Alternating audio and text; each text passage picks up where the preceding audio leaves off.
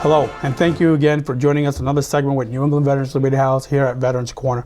Again, I just want to pause for a second and pay respect to one of our fallen warriors and also a dependent of a veteran, which she's a friend of mine and a friend of many.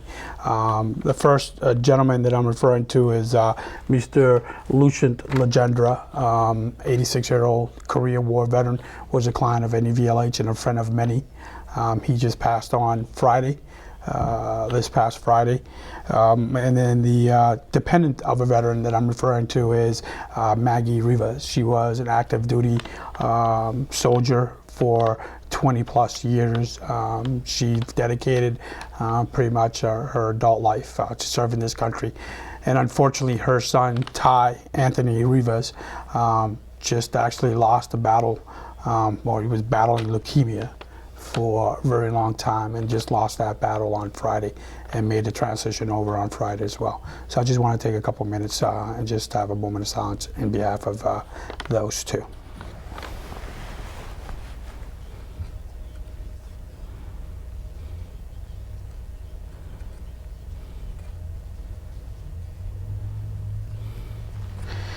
I want to thank you again for indulging me in that. It's always hard. People always told me when I was first started this organization, and it came from my my psychiatrist in Lowell, VA, and one of the first things that she told me, and she's a godsend to me and to many, Lascola, Peggy Lascola. I don't know if you had the pleasure of meeting her, but if you haven't, you really need to meet her. She's a pit bull when it comes down to veteran services. And she told me, you know, JJ, you're going to get to a point where you're going to be disappointed doing what you're doing. And there's going to be points where you're going to get emotionally attached to people. Try not to do that. Try to step away and think of overall and focus, like you say many times to me, focus on the task at hand and what the purpose of your mission is. But it's tough not to get emotionally involved, especially with Mr. Lucien, because he used to always come to our office, and he always made a point to come and visit me in my office before he, once he was done picking up his food. And if it was just a quick hello, you know, or just sat down and talk about anything. And so I would grown to be really fond of Lucien, because he was always a happy-go-lucky guy, and he was one of my first clients. That's been with me for a very long time, and we've done a lot together. So I'm going to miss that man. So rest in peace, warrior. Rest in peace. Jerry, thank you again for joining us in this second segment. And I think that what I want to get to, and I wanted to always have you here, because you're a man that has a wealth of knowledge when it comes to supportive services for veterans. Let's just call it how it is. I think a lot of people go up to you. I know I'm one of them that reach out to you. If I don't have an exact answer for one of my veterans, I always reach out to you. So tell me, what are you doing? Well, no, correction. You were a VFW Veteran Service Officer for like all of Massachusetts, or I was a state service officer for the North Shore. North Shore. Okay. Right. Well, it's still now, a the VFW has big four service officers. Yeah. There's Mark Allen, who is in Boston. Okay. And he's always in Boston, that office. And he oversees the entire state. I was in the North Shore. So anytime I filed a claim, it was through Boston. Okay. Michael Raymond is in the South Shore. He's another VFW state service officer who sends his also to Boston. And then out in the West, we have Nicole Phillips. She's a Veteran Service Officer for the VFW. For the state as and well.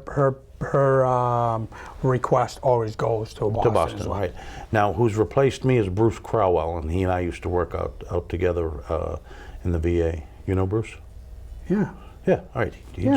Crowell. Yeah, he just signed up a little while ago. No so kidding. He's now the new state service officer for the North Shore. Good to go. Well, congratulations to him. Yeah. But so let me talk to us a little bit about the cases or the claims and stuff like that you used to work on. Was there anything or that a veteran came up that needed either to appeal Yeah, that's one of the biggest mistakes that veterans make. Or is they think that they have to appeal. Yeah, or they don't. Yeah, okay, so we'll get that. Or they used to come up to you so you could start up some new compensation claims. Right. So what exactly was your biggest, I wouldn't say not biggest, but what did you do the most of when you were a VSO and for the VFW? Was it claims or was it more? It was more claims, like helping people to activities. appeal and stuff. That's what I mean. Well, you know, I got a phone call from a veteran who lives in Wilmington, and if I had my phone, I would show you his picture. I think I showed you the picture. I call him my friend Bob. I can't use his second name because I can't identify him. I've already told you he lives in Wilmington, and you know. You told me enough because to identify as a no-no. Yeah, we can track him down by that. So, so my friend Bob called me, and he was upset. He was emotional. And he explained to me, he was angry. He explained to me that he had wrote to Bedford VA Hospital trying to get help. And he was so angry, I couldn't really understand what he was talking about. And then when he told me that he didn't get help from Bedford VA, so he wrote the President of the United States. I kind of thought this guy was a little off the rocker, but he's a veteran. So I asked him for his name, you know, his address, and his Social Security. And would it be okay for me to come visit him? So, you know, once he gave me those identifiers, I was able to find some records on him, and I knew that he was in a wheelchair. So I went to his home and I visited him.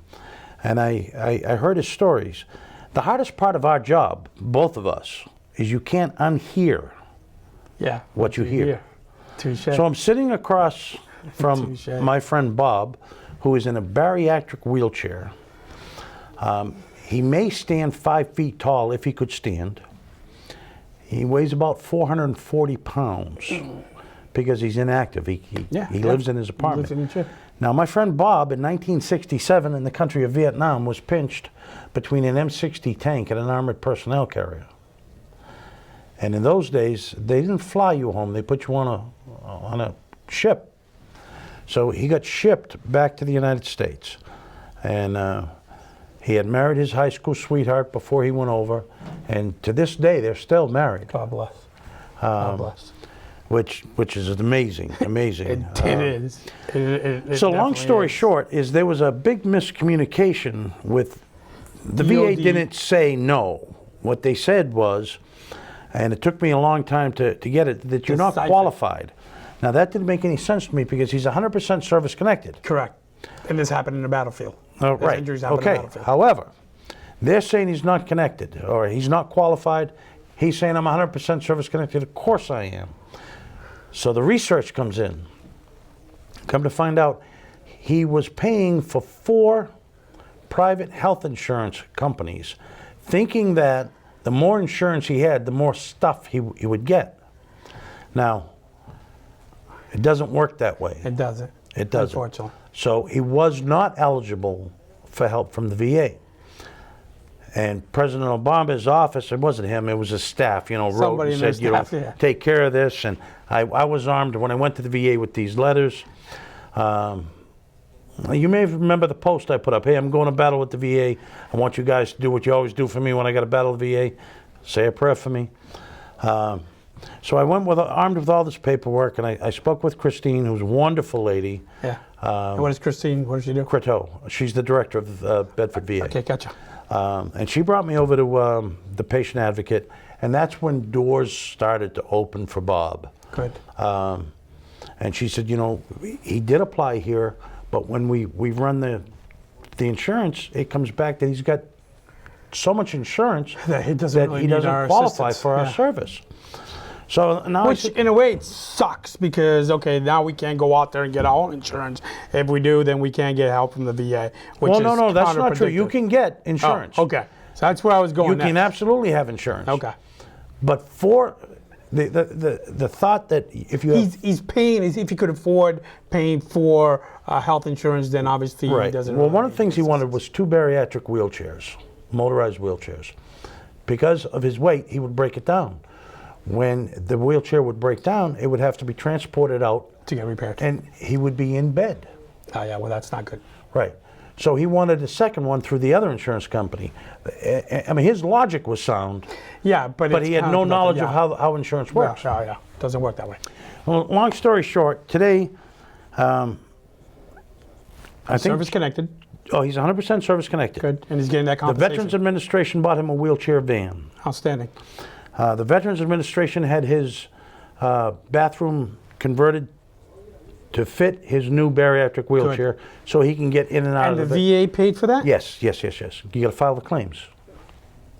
Don't be puzzled. I'll explain it. Yeah, no, it's not puzzling. I just need to talk to you after the show. Yes. The VA bought him a new. He replaced his old hospital Systems. bed. Yeah. With a more newer. Right, and also type of replaced his bariatric wheelchair, because now a bariatric wheelchair runs about $7,000. Easy. Easy. If not more. Right, easy. Yeah. Depending upon the customization of Yeah. the pads in the back, Yeah. the headrest, it could be as much as it could be big $10,000. bucks. I mean, some of the stuff that you have in your house right now are big bucks. Oh yeah. So just give you a heads up. And you know, that stuff is, in fact, I have a call. The stuff we're talking about, by the way, is wheelchairs. Yes, but before we get into wheelchairs, let's get into now, because Jerry got into the VFW side, but I want Jerry to talk about his office. I want you to talk about North Andover office, your new post as a VSO. Tell me about that, All right. because you cover a pretty big AO. My new post is probably the best post Touche. that I have ever had the privilege of serving on, and that is the North Andover, nice. Boxford Veteran Service Officer. Very eloquently put. I have people behind me that are phenomenal. Andrew Mailer, the town manager of North Andover, supports veterans 100%. Nice. It's always good to have. One of the things that Andrew has said to me is, if you need anything, call. You know, and what surprised me, you know, that you heard my line. You need something, I'm a phone call away. Well, that's Andrew's attitude. Same way. Good. That's open communication. And it's not just mouth. He's backed it up. Yeah. So Well, that's important. Yeah, exactly. I mean, because with your mouth, you could bump your gums a Right. lot. You know, what I mean, it's your actions speak loudest. You have a nice, strong lady behind you in that office as well. I do, Adele. Yeah. Adele has been there for a number of years. Well, she's worked for the town for like 30 years. As she was telling me. So she covers everything. She knows a little bit of everything. During the interview, Andrew Mailer, the town manager, asked me, was there anything that would prevent me from taking the job? He asked me other questions too, like, why do you want the job? Sure. You know? Yeah. And when I said, you know, the only thing that I can think of... What was your answer, by the way, on that? Well, if a veteran walks through the door and he's not from North Andover or Boxford, he still gets my help. If a veteran has a problem, I have a problem. I don't care. I don't care what state you're from. Me too. You wear boots. Yeah. You wore the boots. You saw the blood. Exactly. My door's open to you. That's my sentiments exactly. Buddy. You know? That's my sentiment exactly. That's that. And I think that's why, Jerry, I think that's one thing I love about you the most, Now, is that you have no boundaries. Mr. Mailer has seen the amount of veterans waiting in the hallway. Yeah. And when he showed me the new plans, you know, the town hall is under construction. They are. They're going to convert the town hall with the fire station, and everybody's going to have a little more room. Are you going to be one of them? I'm going to be one of them. Whoa, okay, climb it up. So tell me exactly what's your area of operation for the. I know that you have It's no broken boundaries, down like this. But just tell us your For area. Chapter 115, Massachusetts General Law, Chapter 115. Yep. I am restricted by law to helping veterans from North Andover and Boxford. Only. But that's not a bad thing, because there are 321 VSOs. cities and towns in Cities and towns, Massachusetts. and there's a VSO And in there's almost all of them. 220 Yeah. VSOs. So, you know, a veteran from Lawrence comes in my help. Yeah, yep. I can help him connect with my good friend, Correct, Jamie. Mr. Melendez. Yep. And that's the way it works. And that's why I tell people that, you know, just because you're coming from Haverhill and you come to see us in Lawrence doesn't mean we can't connect you with. I mean, we can't do anything with you in Chapter 15 goes in Lawrence because you don't have that residence. Right. You have to have you have to be a resident of that city in order to get the Chapter 115 from that city. Right. You can't. If I'm talking That's out of right. terms, let me know. You can't come, say, from Shrewsbury, and I don't know why I just said Shrewsbury. Yeah, but it's You good. can't come to from North Andover Shrewsbury. and say, okay, I live in Shrewsbury to get Chapter 115. So, but the good thing about, I think, what you do is if somebody does come out from outside your AO, your area of operation, he still puts them in contact with the individuals that need. And it's only for Chapter 115. Let's talk about people that go into your office that don't need Chapter 115, and for other stuff that might not be even in your area of operation. I might get a veteran who's homeless. You might. He has. Yeah. He's just being really humble right now. Well, a veteran will come in and say, listen, I'm homeless, and I hear this a lot. I heard you can whatever. And it's really, it's not that I do anything, it's I know the people. So I pick up the phone and I say, hey, I have a veteran who's homeless. Exactly. This is what we need to do, and we need to get it done to him, get it done from before COB. A veteran will come in and he'll want to write a claim. Now, here's a big one. One of my first weeks on the job here in North Andover, I had a widow come in, and she sat down. That was a great ending. Wow, that story was so remarkable. She had 2 folders of paperwork, and she said to me, my husband just passed away last month. Can you please just look through this paperwork and tell me what I need to keep and what I don't need to keep?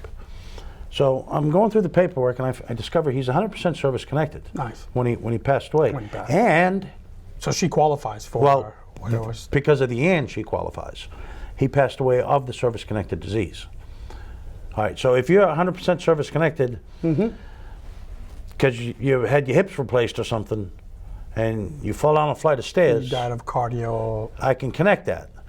But if you're in a car accident and you die because of that, I can't connect that. So So if the death has to be related to the If I'm at 100% disabled now, right, and don't wake up tomorrow, my kids are not entitled to any type of financial support, or my wife. Your wife would be. Regardless if you have children under the age of 18. You have to have 2 things, JT. You have to be 100% service connected, and the cause of death has to be because of that connection. That's tough. Okay. That's tough. So anyway, this widow qualified. So I'm going through her papers, and I found from 1954, I think it was, his SGLI paperwork. Whoa. And down on the little bottom, he checked off wish to purchase civilian. So for $3 and I think it was 86 cents a month, he was able to carry over his $10,000 insurance policy. Nice. Which was worth more than that now. No. She didn't know that. No, nice. She didn't know that. So, regretfully, she's a widow. I feel very bad that, for her loss. Sure, absolutely, as we all do. She's a very sweet lady. As we all do. And I'm going to say 3 weeks after she walked into my office, she received a check from the insurance company. Wow, you don't have to disclose. For more than $10,000. Good for her. Which again would help with a lot of alleviate some of the costs and stuff. And as well. I wrote the claim to transfer the husband's benefits to her. Nice. So she doesn't lose. Good for the style of life that she's been accustomed to. Good to go. Well, you get in Standabout too. It's like I believe that a widower should be entitled to. Perfect example is Barbara. Barbara, our staff in my office. Barbara's married to a 32-year Marine, active duty Marine, retired 32 years. And so she, in those 32 years, packed her sea bags just as much as he did. Oh, absolutely. You know what I mean? And she rocked it everywhere, all over this country. And so my thing is, she to me is like an honorary veteran because she did all the tours along with him. And it'd be nice to see the widower of a veteran, especially of long time service to his country, be able to get something. So good for you. Good for you. Yeah. I'm glad you did that. Another thing is writing federal claims. If you go to the you're wrong still claim doing writer, that though, right? Yes, I am. You're still doing that? Absolutely. Just because you're any veteran walks in my door for a federal claim, I will write it. Nice. To the best of my ability. And this is what I talk about, where he wears that multiple hats, because he truly does wear multiple hats. Again, his scope of work is actually the veteran service officer for the Andover and Boxford area. Again, Chapter 115, and maybe helping and connecting other veterans with other resources. But on top of that, he goes out and still does all these claims and federal claims. Now that's on your own time that you do this, correct? Well, no, I do it in my office, and sometimes let's get it. I do have the Saturday claims clinic at my house. Exactly. I'm not going to mention his name, but No, you don't there's wanna- an Everett police officer Yeah. who called me up and, I want you to write my claim. And all right, can you come in on Monday? No, I'm working. Can you come in? I'm working. We had a schedule around his time off, and I think it was a Saturday that he came to my backyard. We sat down on the tables outside, and I wrote his claim. Nice. Whatever it takes to get the job done. And the reason he popped into my mind today was he went for his C&P today. No kidding. Yep. So this was back. So it's going to take him a few days before he gets a response in regards Yeah, to it'll take maybe few 3-4 weeks. Yeah, a few weeks. And there's no rhyme or reason to when a claim gets taken. I wrote a claim for a young Afghan vet in December, and I don't know, it was a week ago Friday. You just got a response. That he called me up, very emotional. Jerry, there's X amount of money in my account. Wow. Good to go. I said, all right, we put him on hold. It's a good feeling. And I called Boston, and Confirm. they paid him first, Yeah. and that's what the VA does, by the way. They'll pay you immediately and then send you the paperwork. Yes, they did that to me as well. Yeah. Yeah. So I called him up, and I was able to tell him that the claim that I wrote for him last December Good for him. got It's him really finally 90% Wow. Good service to go, connected. Jerry. Good to go. And I'm not done with his claim. Yeah. Now, you know what I'm going to ask, and I know besides all the other wonderful things you do, and again, I just wanted to bring Jerry out here today because he's a wealth of knowledge when it comes down to veteran services. We are all collaborating together. We don't do this ourselves. If I have something I can't do, I'll reach out to Jerry, and Jerry will either help me or send me to someone that could. And it goes, and that's the way it goes. You know, we started up a mass vet. I didn't start up that Mass Vet Coalition, but it's on Facebook and a Mass Vet Coalition group that gets together as well. And I think it started when we first did Siobhan's house, when we put out everything on Facebook, and we were able to accomplish a mission like within 24 hours. Yeah, I We think it had was less than everything locked 24 out. hours. Yeah. It was locked and cocked, ready to go. Everybody was just, it was like an execution, a symphony being played out. So And the temperature was what, 10 degrees 10 below? degrees below, yeah. So that's what it is. It's a group effort, and I think that if a lot of our veterans, a lot of us veterans are in a position of authority that are providing supportive services for veterans, I think that we need to reach out to one another. I think it's so important that we collaborate in one form over another. Perfect example. I look back at unions, right? There's a certain union in the state of Massachusetts, which I'm not going to mention, but they just recently merged. And I'm not saying that every veterans agency out there should merge. That's not what I'm trying to say. But they merged, and now they went from like a 300 member to like 5,000 members. So I'll look at it this way, Jerry, that if all of our veterans agencies and veterans officers in this city get together and say we had an issue and we go to Beacon Hill, right, to talk.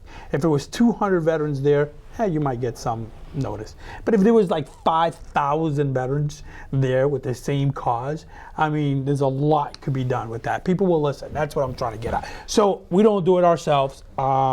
It's like he said, there's a lot of pieces and elements to us from the start of a mission to the end of a mission. And there's so many other variables involved. Well, there's two things that I'd really like to say. One is kind of like an announcement. This Saturday at the North Andover Senior Center, we're sponsoring, the town of North Andover, Boxford, sponsoring the Gold Star Mothers Association. For those of you who are not military. Oh, you're going to explain about the Gold Star? Yeah, if you're not military, then you may not understand, but a Gold Star mother or widow is a woman who has lost a son or a husband in battle. So they're going to be at the North Andover Senior Center from 11 to whenever. If this is a potluck luncheon, the public is absolutely invited. You're encouraged to come. Yeah, it's a good cause. Listen to the stories. It doesn't cost you a dime. Nope. Come and see the feelings, see the emotion, see the tears. It's deep. You know, I and always hear the try. laughter, because it's going to be a great day. Yeah, it's some good stories come out of there. Yes, there's some sad stories, but there's some good stories as well. And the other thing that I want to touch on, I just picked up 5 used wheelchairs. You did. I checked them out. 3 of them are earmarked already. One of them Nice. needs to be delivered by Friday. Nice. Now, if you would like to sponsor a wheelchair, this is what I'd like you to do. Call JT or call myself and say you want to sponsor one of these wheelchairs. Give them your number, give them your address as well. My number is 978-688-9525. Do you have And a that's website my office. or email, website or email? I don't have that a you wanna give out? website yet. Okay, so telephone number would be fine. So I called a church today. I'm not going to tell you the name of the church. I asked them to sponsor a wheelchair because I have to get this one done by Friday. Okay. You sponsor a wheelchair. What that means is that I pick out the wheelchair, or I have the You have the wheelchair. I have now. the wheelchair, and what I did was I went to the nursing home today and I showed the pictures to the doctor and I said, "What wheelchair does this man need?" And he picked out the gray one. So the sponsor is for any type of repairs or Right. any maintenance that might need I'll it. pay up front, and I'll hand over the receipts. Yeah. And you pay back reimburse that back the amount. city. Okay. I don't have a budget in my office because my office has nothing to do with wheelchairs. No. This is something that You're doing you, offline. me, and Yeah. our brothers and sisters do. doing offline. And I think that he's starting. Aren't you starting some type of fund though? Or am I not? You Well, can't talk about that. Because I already let it out of the Yeah, bag. you did. My town manager has given me an extra on a small chunk of money. It's a small chunk of money. Small, very small. Let's just reiterate that. To very see, right, to see if I can actually get these programs working. Build it. And some of the programs that I have is the wheelchair ramp, Yeah, that's a fund. good ramp. Yeah. the What's the second one? all-female veterans coffee social, Yeah. Okay. and the wheelchair clinic. Okay. And the amount of money that I have is not enough, which is why. Well, that's why we're here, right? Because a lot of you viewers out there that want to go ahead and sponsor a good cause, this is it. Call the Veteran Service Officer of North Andover if you want to maybe sponsor a ramp for a much-needed veteran that might be coming out of the VA, or just needs another ramp there to be more exposed to the elements and get out of his house because he can't without a ramp. If it's something that you might want to volunteer to have some funds to refurbish these wheelchairs, and these wheelchairs are, I mean, to me, they're looking like in good shape, but they need some maintenance. Yeah. They need some maintenance. Yeah. So, and it takes a little bit of cash to do so. Right. And the other thing is, if you don't want to sponsor an entire, wheelchair, please just write a check out, made out to the town of North Andover, and in that memo portion, put Veteran Service Office. Yeah. Not officer, but office. Yeah, office. And that way my office can use the funds for the wheelchairs. And it's good because sometimes, again, you get an annual budget, but sometimes that annual budget, you have certain line items in there, and the 3 that you just mentioned are not in those line items. Right. So and this the is other something thing he's is trying to do on the his own. fiscal year begins in July. Yeah. I started in Ends in January. June. So my predecessor used the funds. The funds that he that he exhausted needed. the funds already. And so I'm waiting around to July. Well, you know what? I'm definitely a supporter, and I'll be a supporter because I know it's a great cause, and I know the work that Jerry does, and I will vouch right here that this man definitely is the type of man that does not procrastinate and gets things done. So yes, it's a great cause. Please call up, donate as much as you can. If it's $1, if it's $5, $5, $1, they all add up at the end of the year, and that could be putting a wheelchair in somebody's home. So, but it is important that they put veteran service in the memo. Yeah, very important. With that said, Mr. Jerry McGuire, I thank you for blessing us with your presence, pal. It's been a pleasure having you here today. Love you, brother. Have a lot of respect and admiration for you, and keep up the good work, all right, man? I love you, JT. All right, You're a good man. Hey, listen. I'm proud to call you my brother. Same here, my man. Same here. Thank you again for sticking with us. At the end of the show, we'll make sure that we'll put up Jerry McGuire's contact info as the Veteran Service Officer for North Andover. We'll have our info as well. We're also going to have Mr. Lucien Rajendra and Ty Rivas information on there as well. We have a couple of GoFundMe pages to help with the cost of the burial and the funeral details. So again, like I said, before I go out in every segment, please go out there and make a difference in someone's life today. Thank you.